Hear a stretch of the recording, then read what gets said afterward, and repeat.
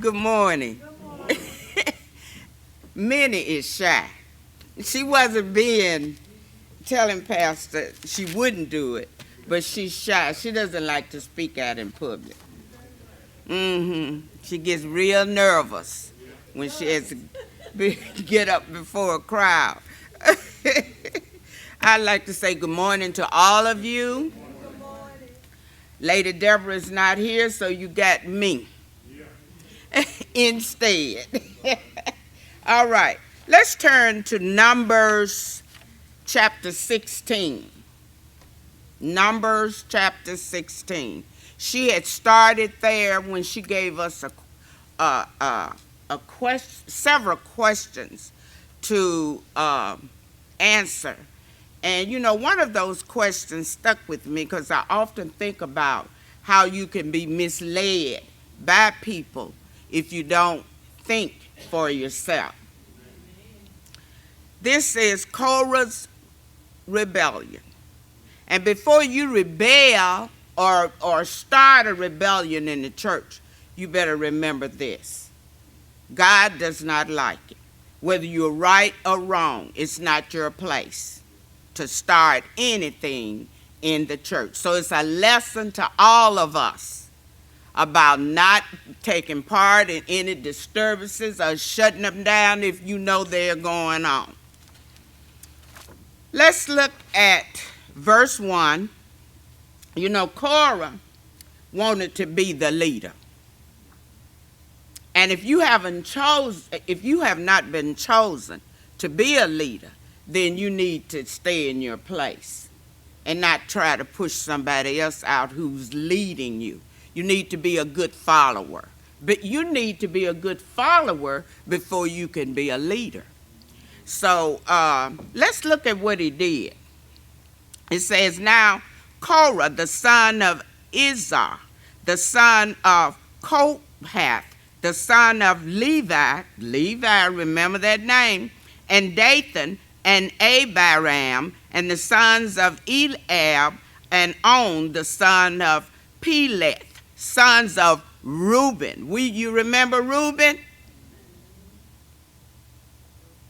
You remember whose mother or whose descendant is this? Who was he a descendant from?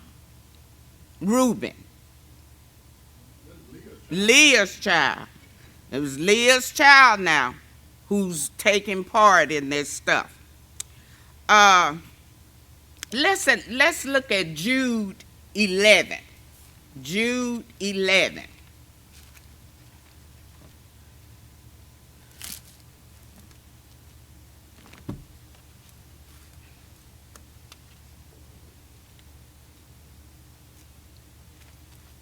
It's right before Revelation. If I can get to, I'm not using my regular Bible, so my regular Bible is going to have to go to the doctor. It's tearing up on me. Let's look at Jude 11. Woe unto them, for they have gone in the way of Cain, and ran greedily after the error of Balaam for a reward. You remember that way back when they were like Balaam trying to seek payment? Well, these people are doing the same thing, but it's in a different time and a different context. Let's go back to Numbers. And they rose up before Moses with certain of the children of Israel, 250 princes of the assembly, famous in the congregation, men of renown. They're going to bring in the Levites, part of them. You know, God chose them to be servants in the tabernacle. And here they are, some of them taking part in a rebellion. See, you know, when you let somebody lead you and you're not thinking for yourself, especially if they are leading you the wrong way, that's called a deceiving spirit. And you know, some people can tell a lie and make it sound like the truth. Amen. So you better investigate investigate before you swallow that. And then the other thing you need to think about, when somebody brings you something, that means they'll take something away to somebody else. And that's how all this mess in the church gets started. If you don't like what's going on, you don't like the minister, you need to ask the Lord to remove you from that assembly rather than cause rebellion. All right, let's look at verse 3 of Numbers, chapter 16. And they gathered themselves together against Moses and against Aaron, and said unto them, You take too much upon you, seeing all the congregation are holy, every one of them, and the Lord is among them. Wherefore then lift ye up yourselves above the congregation of the Lord. Now remember, God had already set up his government. He told Moses how to do everything and what Aaron was supposed to do. So here you got 250 folk who's going to lead a lot of other folk straight to hell. That's exactly what happened. He led them straight to hell. So don't be a party to any of this stuff, because it may not have been written to us, but it's applicable to us now. Not to take part in anything that's going on in the church. I'll give you an example. This lady came to me and she had never been to my house before. And I'm saying, now what's going on? Because I don't have a discerning spirit. And I said, now, why is she here? I was saying that to myself. But she thought because I'm so verbal and that I was going to take part in whatever it was that she was up to. But I was very cordial to her, and I dropped the matter right there. I never spoke to anyone about it. I just dropped it. I didn't accept anything she was putting out. See, I'm too old for that, y'all. I'm a senior citizen. I'm too old for stuff. And, Mesa had me laid out with a migraine headache. So, I just don't bother. Yeah, No, I'm too old. And when Moses heard it, verse 4, he fell upon his face. Let's look at Numbers 20 and 6.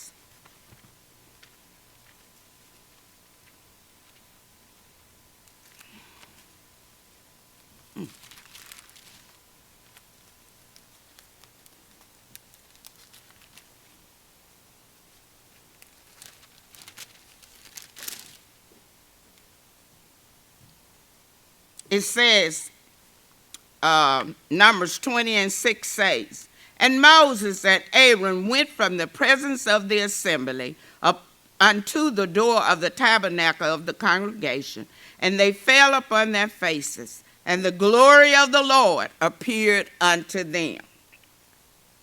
Now, I read somewhere else where it says the reason he and Aaron fell upon their faces was so that these people would come face to face with God and what they were doing. And verse 5, back to Numbers 16.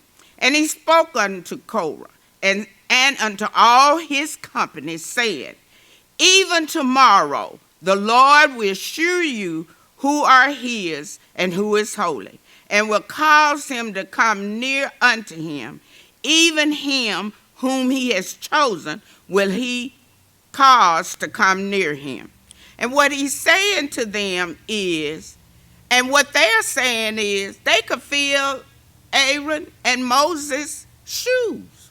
They wanted to take charge. They wanted to be the leader. God didn't tell Moses anything.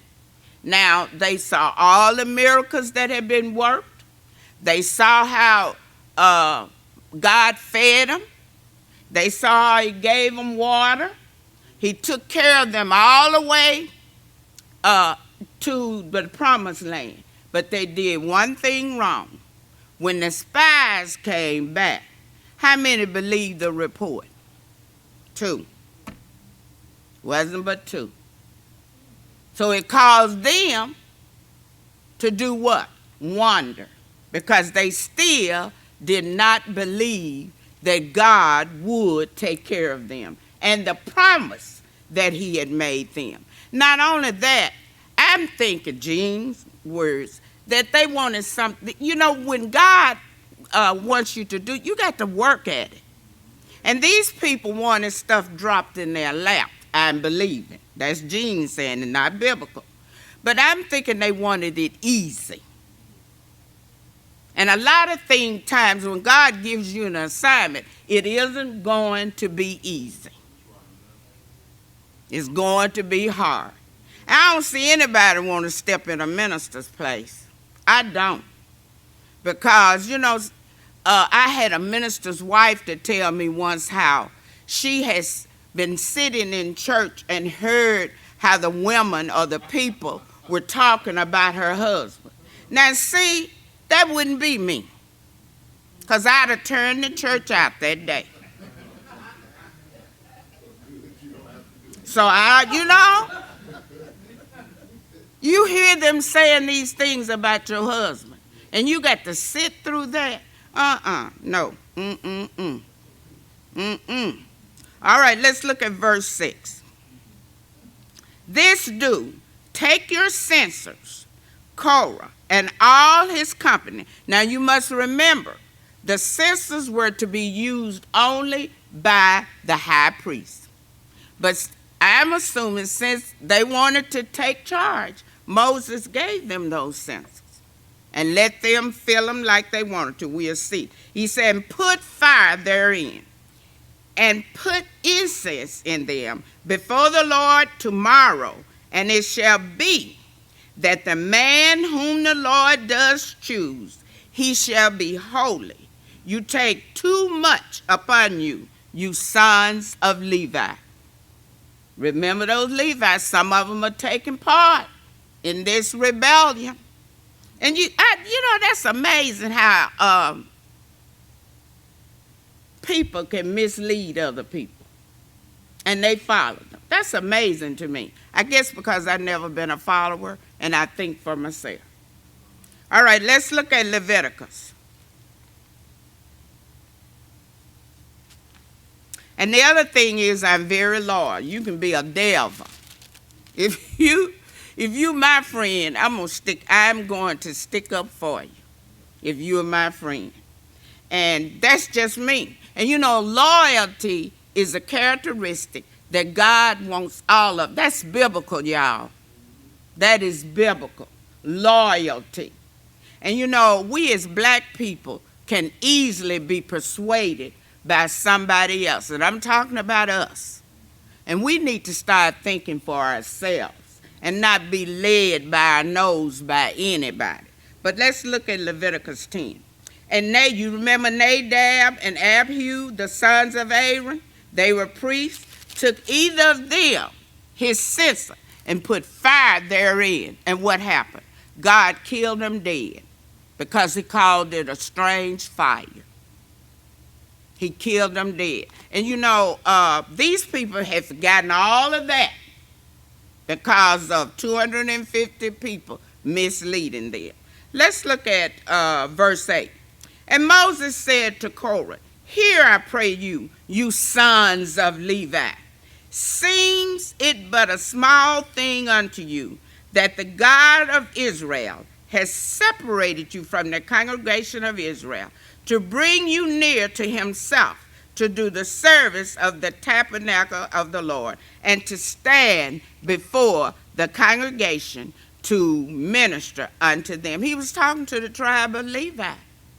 He was telling them that God had brought you, set you apart, and you were to minister to God. But yet here you are taking part in something that's going against everything that God has already set up. Let's look at verse 10. And he brought you near to him, and all your brethren, the sons of Levi, with you, and seek ye the priesthood also. The priesthood. They were to minister in the tabernacle. He didn't put them in charge. Look at verse 11. I'm going like this because I think it's 42 chapters, and I want to finish this so Lady Deborah can take us forward. For which cause both you and all your company are gathered together against the Lord? And what is Aaron that you murmur against him? And he's saying, look, Aaron is just a poor, weak human being attempting to carry out the work of the Lord. That's all he was doing. When Moses got the word, he passed it on to Aaron, and Aaron carried it out. That is what, and you've heard Lady Deborah say many times, God is a God of order. You got to do it his way and not your way. See, because we are human beings. And our way, we just may say or do anything at any time. And it's according to how you catch us. All right, let's look at verse 12. And Moses sent to call Dathan and Abiram, the sons of Eliab, which said, we will not come up. So they're not coming. No, we're not coming to hear anything you got to say. Is it a small thing that you have brought us up out of the land that flows with milk and honey? He's talking about Egypt. How were they in a land flowing with milk and honey and they were slaves? And a lot of these people are listening to him. And they go on to say, to kill us in the wilderness, except you make yourself altogether a prince over us. Moreover, you have not brought us into the land that flows with milk and honey, or given us inheritance of fields and vineyards. Will you put out the eyes of these men? We will not come up. Now, it was their fault that they were wandering around in the wilderness. Because when the spies came back, they believed only 2 of them.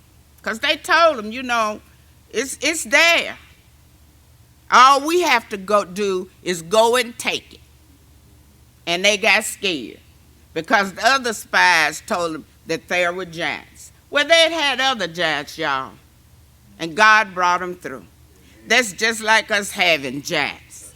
And we get scared, and God will bring you through. He'll bring you. You don't know how he does it, because when you look around, that giant is already gone. So, these people were being very ungrateful. I call them ungrateful. And you've also heard Lady Deborah say she doesn't like ungrateful people. I don't either. I'm not asking you to bow down to me or anything. I'll give you anything that I have. But at least say thank you. I appreciate it. At least say that. And you don't have to run in behind me, pat me on the back, none of that. Just say thank you. I really appreciate you. And that makes people feel really, really good when you tell them that I really appreciate you. So we need to think about being kind as well. My supervisor said, you're loud. Well, people don't realize the reason I'm loud is because I'm supposed to wear hearing aids and I don't. And I can't hear myself talking. But anyway, she even noticed that I give you whatever I have. I don't mind sharing. Because, again, you cannot take it with you. And God put us here to share with each other. Now, he'll let you know when somebody's using you. But he also put us here to share with everybody else. All right, let's look at verse 22. And they, that's Moses and Aaron, fell upon their faces and said, O Lord, O God, the God of the spirits of all flesh, shall one man sin? Will you be wroth with all the congregation? He's saying one man. Are you going to punish everybody for one man's sin? We'll see. Let's look at verse 23. And the Lord spoke unto Moses, saying, Speak unto the congregation, saying, Get ye up from the tabernacle of Korah and Dathan and Abiram. And Moses rose up and went unto Dathan and Abiram, and the elders of Israel followed him. And he spoke unto the congregation, saying, Depart, I pray you, from the tents of these wicked men, and touch nothing of theirs, lest you be consumed in all their sins. See, when someone is trying to start something, you need to scoot the other way. I'd move in a hurry. And they can't, even if you're there, they can't say you, because, a lying spirit allowed me. You can't say, they said, I said, anything, because you're not even there. Don't even sit and listen. Just say, I'll see you later. I got to go. And get up and leave. Now, God told Moses, he said, y'all get from around him. Get from around him. Because he's getting ready to pass his judgment. And I've said this too before. I've heard people say that God brought Katrina to New Orleans. When God gets ready to destroy something, he doesn't leave a speck there. You can't even see it. Because you watch what happens. Verse 27. It says, So they got up from the tabernacle of Korah, Dathan, and Abiram, and on every side, Dathan and Abiram came out and stood in the door of their tents, and their wives and their sons and their little children. Innocent folk are going to die here. And Moses said, Hereby you shall know that the Lord has sent me to do all these works, for I have not done them of my own mind. Can you imagine anybody volunteering to bring out millions of people? You wouldn't volunteer for that job. So God put you there. And if he put you there, then he's going to do it all. He's going to do everything to keep you right there as the leader, even though you have opposition. And a lot of times we have things to come up against us to see what we will do. Whether we would cave in, or whether we say, well, Lord, it's in your hand. So a lot of times he allowed things to come upon us. Let's look at verse 28. And Moses said, Hereby you shall know that the Lord has sent me to do all these works, for I have not done them on my own. If these men die the common death of all men, or if they be visited after the visitation of all men, then the Lord has not sent me. He's saying, if he sent me, these men are going to die. If he didn't send me, that's not going to happen. So Moses still believed that God would bring him through. He believed that. He never changed. He stood on that. Verse 30. But if the Lord make a new thing, and the earth open her mouth, and swallow them up with all that appertain unto them, and they go down quick into the pit, then ye shall understand that these men have provoked the Lord. Go down into the pit. We know what the pit is, don't we? We know what that is.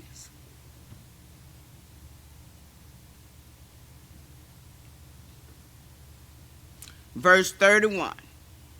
And it came to pass, as he had made an end of speaking all these words, that the ground clave asunder that was under them. It just folded them in, alive.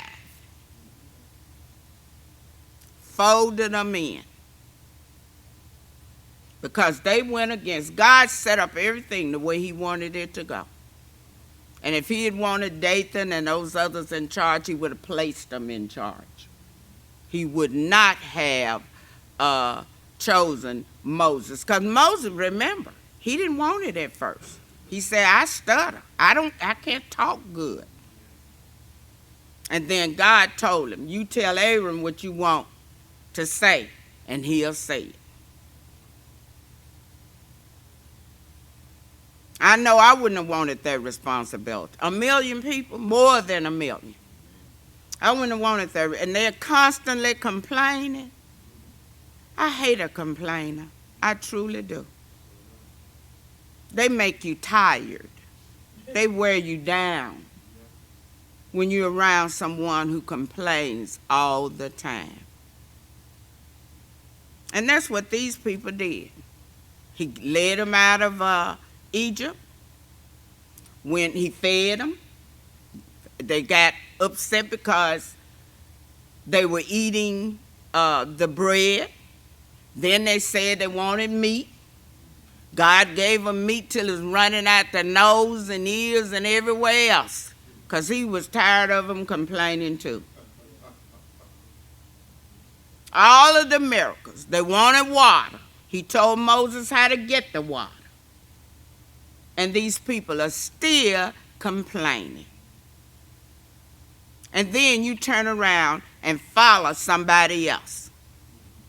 250 of them. But it's going to be a little bit more than that. Because here we go again. You forget. Just that quick. They want, when you you don't want to take responsibility for what you've done. You want to blame someone else. And that happens a lot with people. They don't want to take responsibility. And all you have to do is say, I'm sorry. I did it. And I won't do it anymore. That's all you have to say. All right. Let's look at 33. They and all that appertained to them went down alive into the pit, and the earth closed upon them, and they perished from among the congregation. They died. And it didn't have to happen if you stayed in your place. Let's look at 34. And look what Israel did. And all Israel that went round about them fled at the cry of them, for they said, lest the earth swallow us up also. They got scared then. It would have scared me. You think about all of a sudden, it just opened. And they swallowed these people. They and all their family. All three of the ones who were in charge of the rebellion. They and all their family. Their innocent children who had nothing to do with it. But they caused that evil spirit that was on them, caused their family to be destroyed.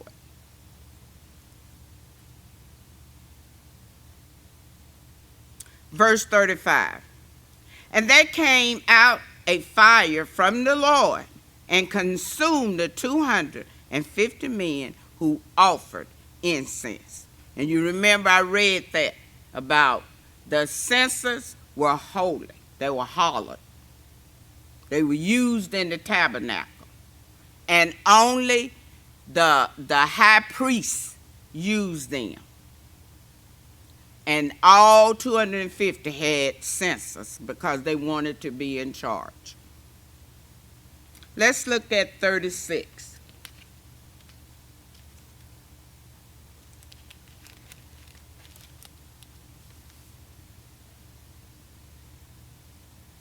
And the Lord spoke unto Moses, saying, Speak unto Eleazar, the son of Aaron, the priest, that he take up the censers out of the burning, and scatter thou the fire yonder, for they are hallowed. And the senses of these sinners against their own souls, let them make their broad plates for a covering of the altar. For they offer them before the Lord. Therefore they are hallowed, and they shall be a sign unto the children of Israel. But we still got some grumbling going on. Mumbling.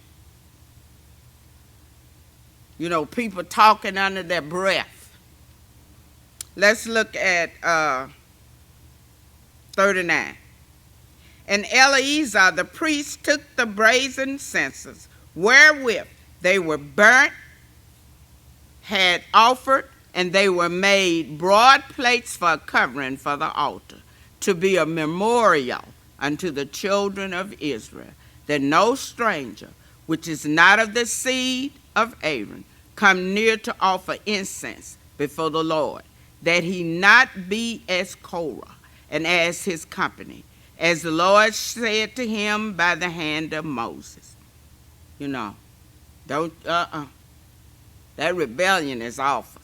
And they call it a rebellious spirit.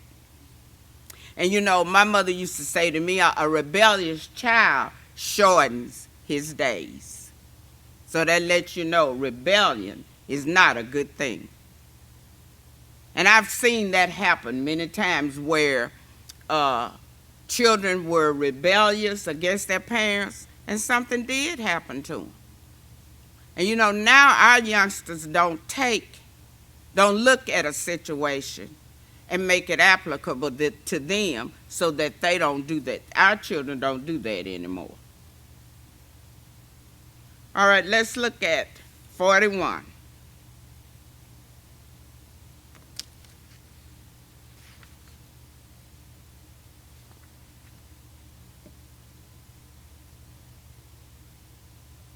But on the morrow, all the congregation of the children of Israel murmured, that it go again, against Moses and against Aaron, saying, you have killed the people of the Lord. Now they blaming Aaron and Moses for what those people brought on themselves, that murmuring. They still have not learned a lesson from it, what they just saw. Now, see, that would have scared me so. I'd have gone to my tent and sat down somewhere. I would have. And whatever the others was doing, it was them. Let's look at, and you know, they didn't think about, before that happened, how Moses would intercede for them. They haven't thought about any of that. Even the three who were leading the rebellion, they didn't think about how many times Moses interceded for them, because they carried on so terrible until God told Moses, step aside and let me destroy them. And Moses interceded and said no. And in essence, he was saying no. The enemy would say that you brought him out to kill him. He interceded for them all the time, just like Christ, when we make a mistake or when we do things we shouldn't do. As Christ is our advocate, and he advocates for us to his dad. He let his daddy know, no, that's one of mine. So he mediates for us. And that's what Moses was doing for these people, which is a type of Christ. He mediated for them. Every time they did something stupid, he would intercede. All right, let's look at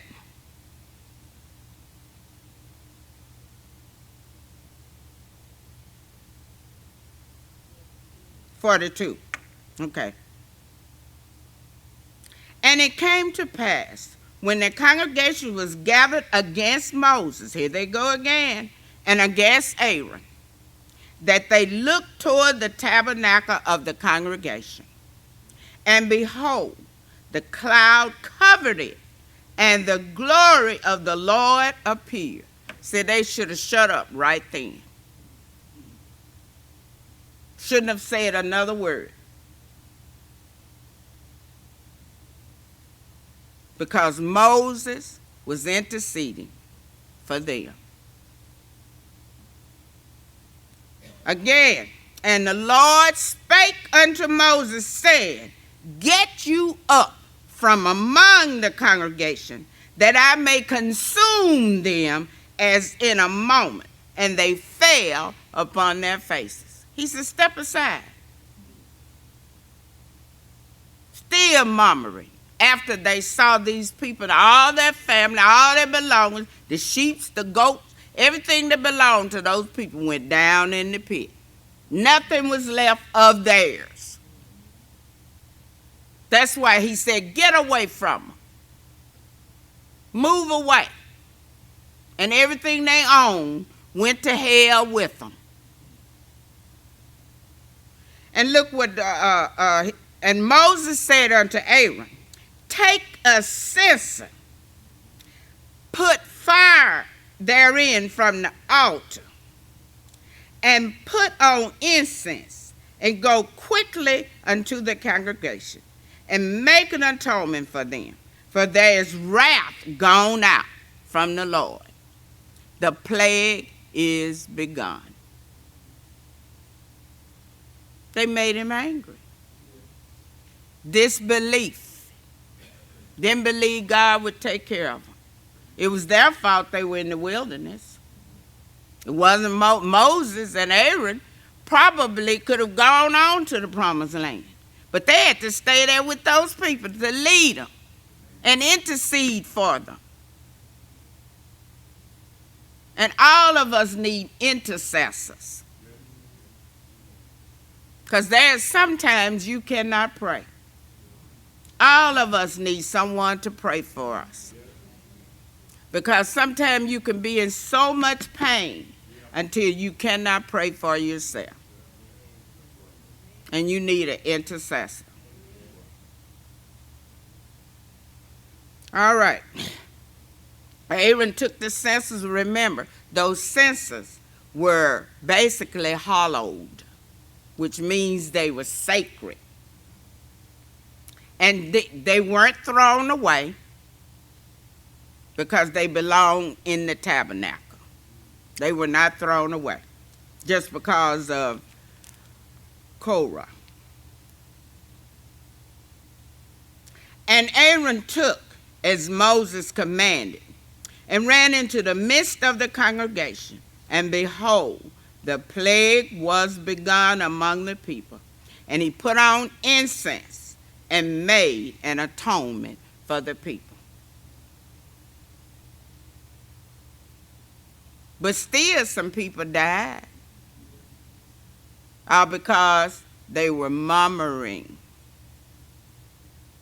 And again, if you don't like something, then you move on. Don't cause a rebellion. Don't try to take other folk with you.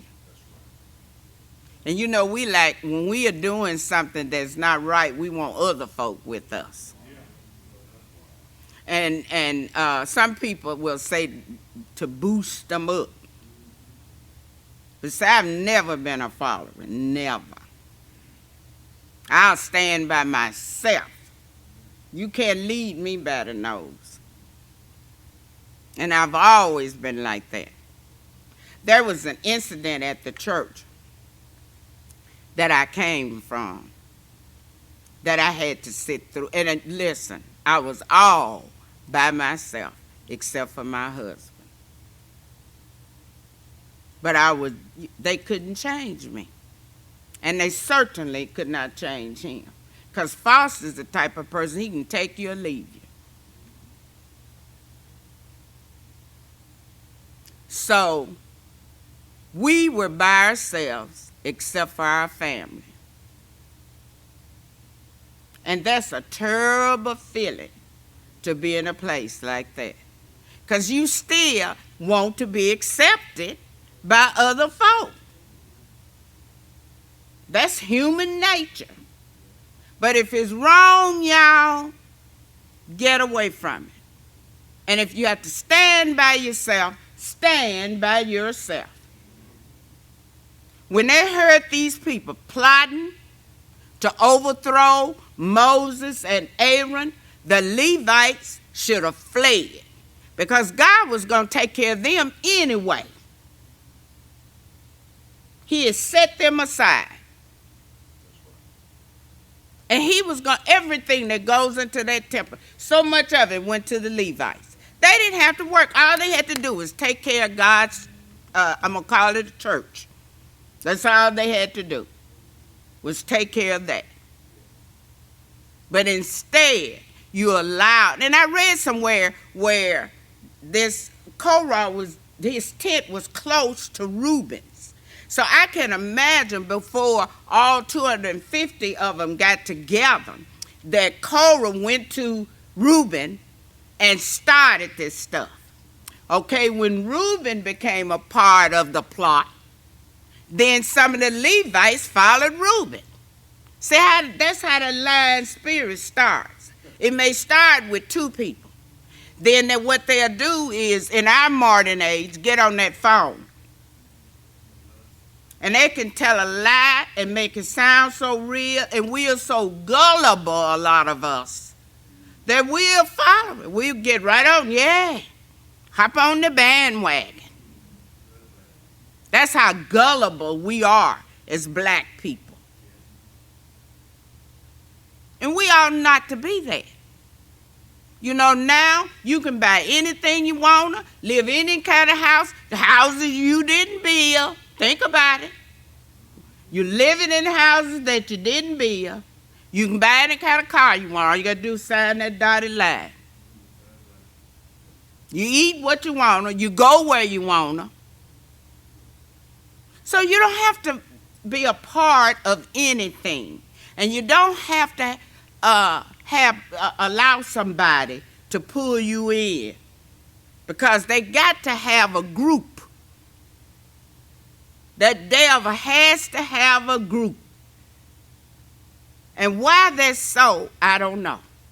Why is it that a devil has to have somebody else with him? You the devil, so you do it.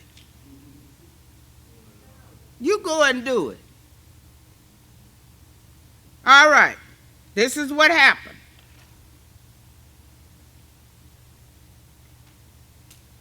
And he stood between the dead and the living, and the plague was stayed. Now they who died in the plague were 14,700, beside them who died about the matter of Korah. How much more time I got?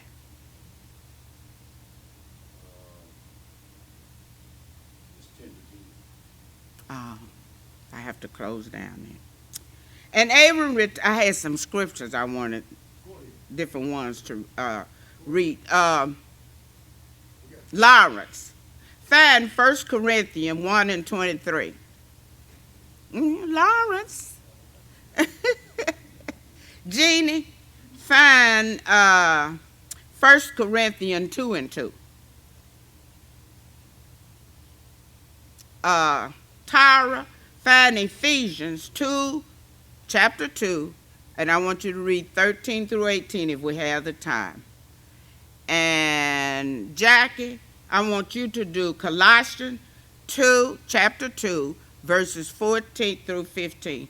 And we'll start with, who did I call first? I said 1 Corinthians 1 and 23. You know, this is Paul's teaching, and this is applicable to us. This is what we need to know. Colossians 2, verses 14 through 15. This is all we have to do. Believe in the death, burial, and resurrection. And that cross is very important in our lives. It's the main thing in our lives. You ready, Lawrence? But we preach the Christ, but we preach Christ crucifixion unto the Jews and on the stomach block, Mm, unto the Greeks, foolishness.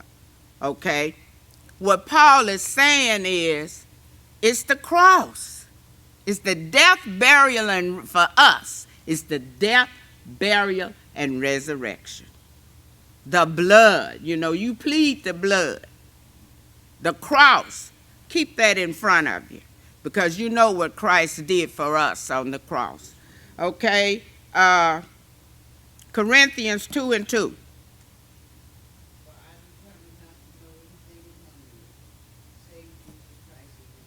Yeah. I don't intend to know anything but what he did. And y'all remember, he did it for us. He did it for us. All because he loved us. And many times we weren't even thinking about it. But he came and got us.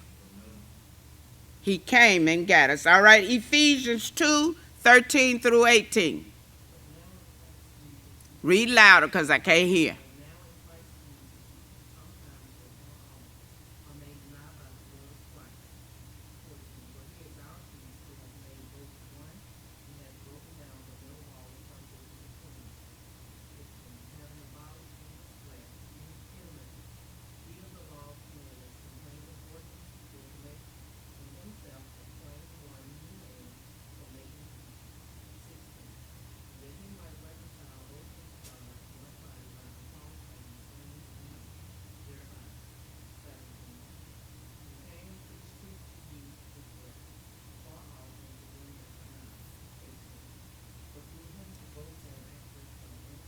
Mm-hmm. Amen. Christ, our intercessor, our advocate. All of those things. All right, Jackie? Colossians.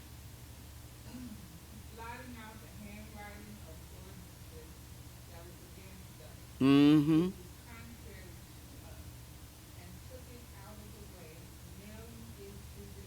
Yes.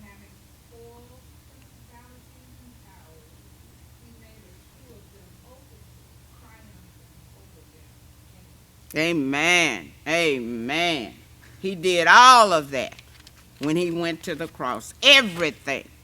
Every sin, every mistake, every thing we didn't do and we should have done, all of those things, he took them to the cross and nailed it that with him.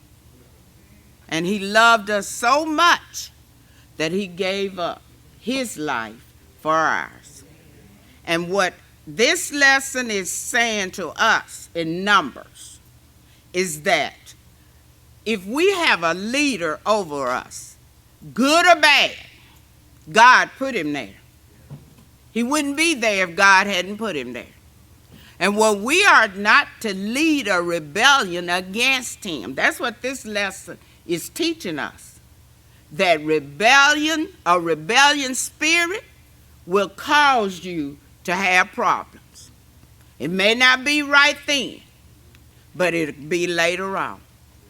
So when someone comes to you telling you something you know it's not true, then you better get away from them and get them out of your face and tell them. Now, when I worked in Holly Grove, they were always telling lies. Folks was always in folk business and all this stuff. So what my friend and I would do when they would start the children, these are the children talking now. So that lets you know that times have changed so that parents let their children see everything and hear everything. And the first thing we would do when they start bringing us the stuff, we say, I don't believe it. We shut them down. I don't believe it. I don't believe that happened.